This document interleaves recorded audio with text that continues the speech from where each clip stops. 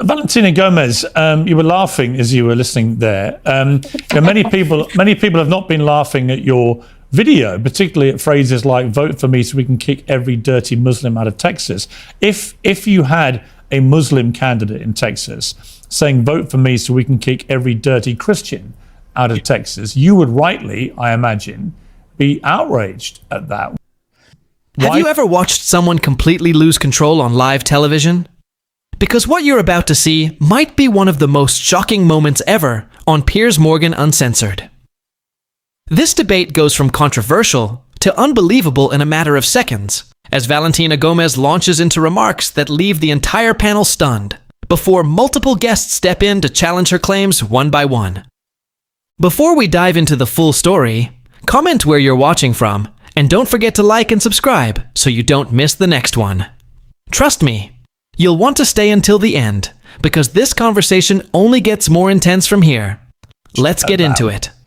Why do you think it's acceptable to use a phrase like "so we can kick every dirty Muslim out of Texas"? Good morning, Piers. And since you didn't have the decency of introducing me correctly, I'll happily do it. Good morning to all of my beautiful people in England. Hello to all of my lads in the UK. Last time I was there, I had an amazing time. I'm Valentina Gomez. I will be the next congresswoman for the state of Texas, and I'm a warrior of the one true King Jesus Christ. And England and Piers, the United States and England was built by white Christian men that follow Jesus Christ, not by a bunch of Mohammeds. So let's get that cleared out right away. Right, you haven't answered my question. Why do you, if it was the other way around, you would be rightly outraged. Why do you think it's acceptable as somebody running for office in the United States to be so blatantly, why would you be so blatantly hateful towards one group of people?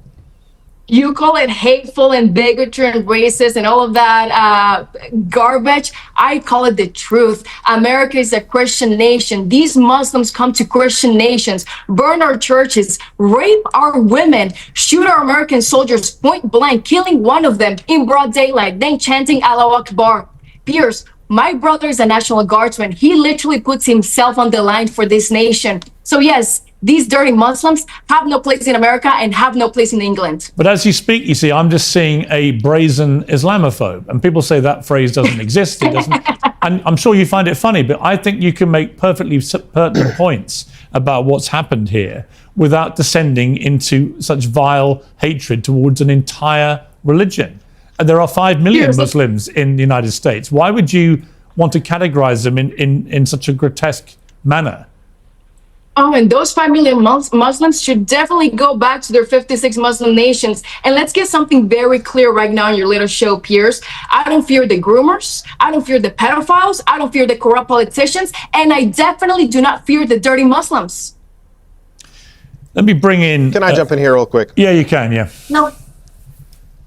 I mean, we should be clear about the fact. I mean, sure, Valentina is just a bigot, plain and simple, engages in the worst kinds of bigotry imaginable. But it's worth noting that she's fundamentally un-American, because the American Constitution says that you cannot discriminate against people based on religion. That is pretty clear.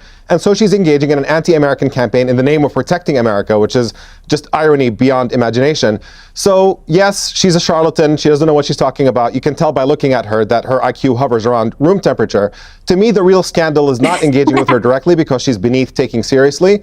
But the problem is with the GOP, that you have a major party in this country having a candidate running under its flagship, engaging in this kind of really incredibly hateful, incendiary rhetoric, and they do nothing about it. We've seen it with the dissent with Donald Trump himself, with the lawlessness that he has brought to the table and the corruption that he's allowed to get away with, without the party really standing up and putting country before party and before president. And you can see that slippery slope now leading to this level, where you have just a complete hateful clown like this person representing that party without the party objecting to it. Yeah, you know what? Leading us towards a very, very dark place in this country. I actually completely. All right. I completely agree with you. There are perfectly legitimate. No, Piers. And well, I actually do agree with him. I think your brazen bigotry is obvious. Let's make something very clear, Piers. I only discriminate against terrorists. These terrorists have no place place in America. They have no place in the world. And the best type of terrorist is a dead terrorist. And let's look at your Quran. Your Quran, 8:12 states to terrorize and behead those who believe in scriptures other than the Quran. And that Afghani, that dirty Muslim that killed Sarah Beckstrom. It doesn't actually say that, and this is the problem. And Andrew Wolf, who is All right, let me bring in Kasim Yeah. Rashid. Welcome to Uncensored. If you'd like to say what you want to say. Yeah, I co-sign everything Omar said there. And I think fundamentally this is where we are as a country, where rather than talking about real serious issues, we have these firebrands. I think she ran in Missouri, got 7%, moved to Texas to try to lose there as well. Look, the reality is that, we need to look at the facts here. And the facts tell us that immigration is a net positive in every single way to this country. The facts tell us, a Northwestern University study of the last 150 years found that at no point in American history have immigrants had a higher crime rate than born U.S. citizens. We're talking about Somalia, and we're talking about Minnesota. Well, Minnesota is the 4th best state in the country to start a business and to live and to work. It's the 15th safest state in the country as well. And so, the difference here is that we want the constitutional principles of due process of law to apply. And this, this idea that we're a Christian nation is contradicted by the founders of this country itself.